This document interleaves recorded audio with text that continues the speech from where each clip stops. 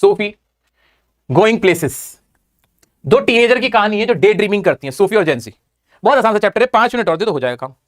5 minute दे दो, 5 minute में खत्म। ठीक है, तो तुम्हें समझ से बना है। मेरा लेक्चर देख के सोच रहे हो कि आप कहीं कुछ नहीं करूं, खाली बैठ जाऊं, ये गलती ना करना मेरे छोटे बहन भाई, ये गलती नहीं करनी है। ठीक है, आओ सोफी और जेंसी की कहानी गोइंग प्लेसेस। क्या है इसके अंदर? एक सूफी नाम की लड़की, जेंसी, दोनों टीनेजर हैं, गरीब हैं, बिस्किट की फैक्ट्री में काम करती हैं और सपने ना सूफी के बहुत बड़े हैं, जेंसी प्रैक्टिकल है, ये याद रखना है। आओ देखते हैं। Sophie, a teenager girl who is filled with dreams and ambitions despite her family's financial struggle. She aspires to own a boutique and be a famous fashion designer or actress. वो बहुत एस्पिरेशंस है उसके, बहुत ambition है। सूफी के teenager girl है, वो एक फैशन डिजाइनर या फिर एक एक्ट्रेस बनना चाहती है, बहुत डे ड्रीमिंग करती है। जबकि उसकी फ्रेंड जो जेंसी है वो प्रैक्टिकल है and tries to keep Sophie down. वो सूफी को डाउन या रियलिस्टिक फील कराने की कोशिश करती है जो आसमान में उड़ रही होती है। But her efforts go to vain as Sophie remains in her wild fantasies. लेकिन सूफी कहां मानती है, वो अपनी वाइल्ड फैंटेसीज में लगी रहती है, वो उन सबको नहीं छोड़ती है, वो उन सब चीजों को नहीं छोड़ती है, डे ड्रीमिंग को नहीं छोड़ती है। They both work in a biscuit factory. Sophie's family consists of her parents and 2 brothers. They live in a small and cluttered house. एक बहुत छोटे से घर में रहते हैं, गरीब परिवार है, उसका एक भाई भी है और उसको क्या कहते हैं, एक डेनी कैसी के नाम के एक फुटबॉलर पे क्रश है उसको।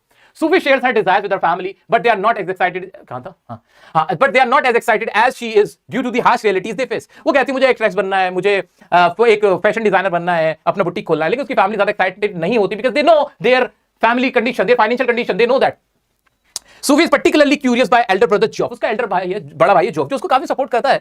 Who is strong and handsome but reserved. He works as a trainee mechanic. वो भी एक ट्रेनी मैकेनिक के तौर पे काम करता है, तो उससे काफी बातें शेयर करती है। Sophie likes the young Irish football player Danny Casey. Danny Casey उसका क्रश है और वो बड़ी बड़ी बातें बोलती है। She's so infatuated with him that she creates stories about meeting him and sharing conversation with him. वो उससे इतना इन्फैचुएट होती है। इन्फैचुएशन मतलब किसी पे क्रश आ जाना, किसी को पसंद करने लगना।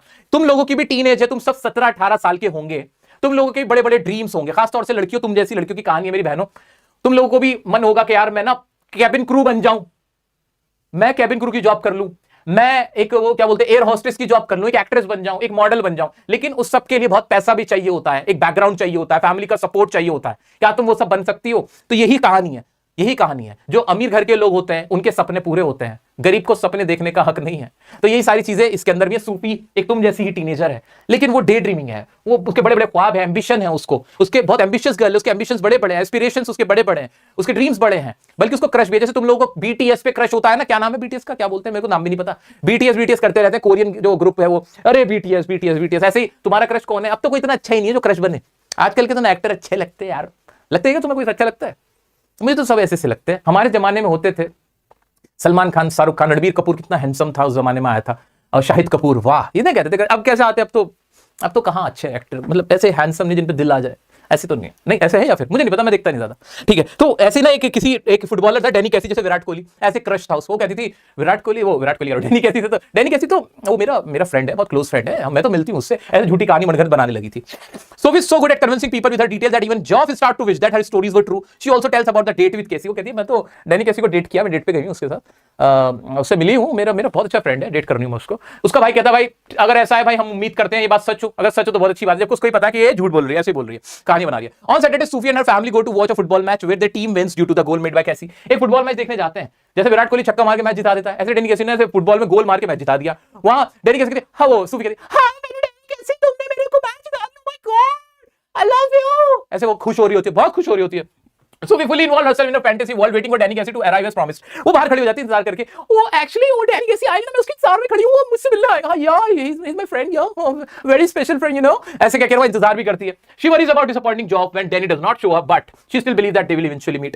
वो अपने भाई से अरे Geoff रुक तो जाए यार, आता होगा वो, तो विश्वास नहीं कर रहा, अच्छा अभी लेट हो गया होगा, मे बी वो मीटिंग में होगा ना, वहाँ सेलिब्रेशन कर रहा होगा। Geoff को वो कहती है, मनाती है, कन्विंस करती है, लेकिन कहती है हम मिल लेंगे, इवेंचुअली हम मिल लेंगे, ठीक है। Sophie remains in his dream world, holding on to a belief that they will meet soon.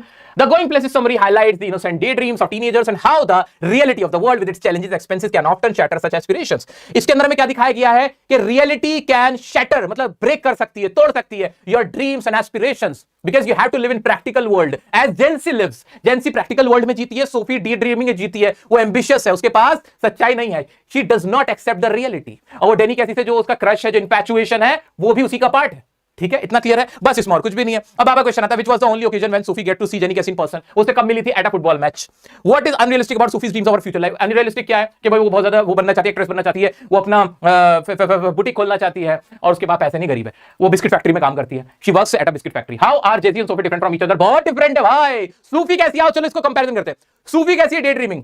जेंसी कैसी है? प्रैक्टिकल। सूफी कैसी है? एम्बिशियस। जेंसी कैसी है? रियल।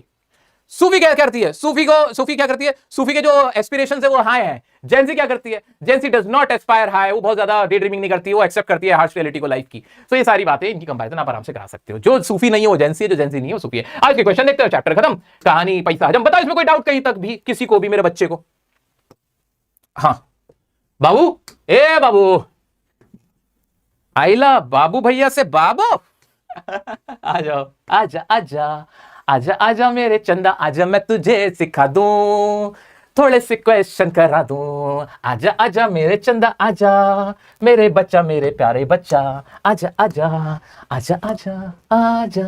What inference? अब इन्फरेंस का क्या मतलब है बताओ जरा। इन्फरेंस का मतलब, सब लोग इन्फरेंस कभी भी क्वेश्चन पूछे, व्हाट इन्फरेंस, क्या समझ में आ रहा है? सब लोग एक बार कमेंट करके बता दो, सब लोग एक बार कमेंट करके बता दो। I love you too. ये बाबू ये का स्टाइल है, ये दवाई दवाई से याद आया, अब मुझे तो दवाई की जरूरत हो रही है। पानी नहीं क्या? हाँ,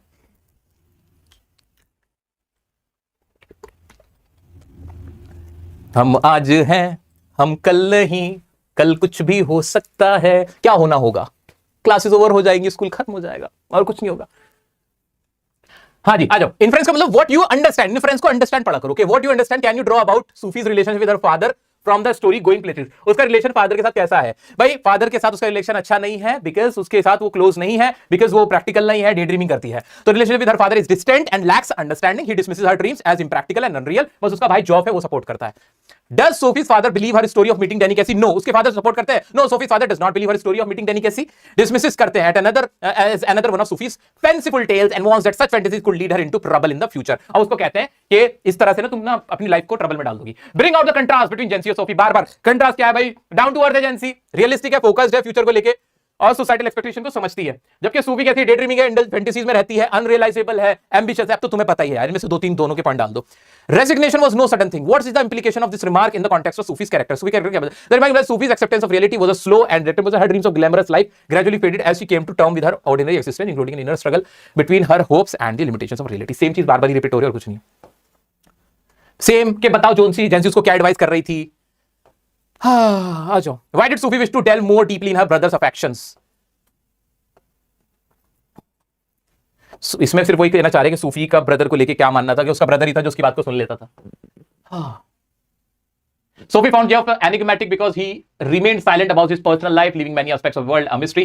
She yearned to uncover these unknowns and imagine herself sharing in his experiences, wanting to be a part of the life he kept to himself. जो जॉफ था वो थोड़ा रिजर्व था, वो सबसे खुलता नहीं था, तो उसको जानना चाहती थी उसकी लाइफ के बारे में, क्योंकि उससे शेयर करती थी, उससे क्लोज थी। अब तुम 2-3 क्वेश्चन है, देख लेना, देख लोगे सबकी पीडीएफ और सब कुछ आपको मिल जाएगा।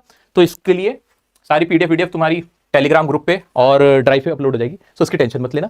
सो दोस्तों आज के लिए अलविदा लेता हूं। सेशन अच्छा लगा तो लाइक जरूर करके जाना, तुम्हारा लाइक तुम्हारी ताकत है। ठीक है, love you all, thank you, आपने अपना टाइम दिया, अपना समय दिया। कुछ मेरी तरफ से बुरा लगा हो, कुछ छोटी मोटी बात बड़े भाई के तौर पे मैंने कह दी हो, सो उसको नजरअंदाज करना। मिलता है, thank you so much, love you all, bye bye.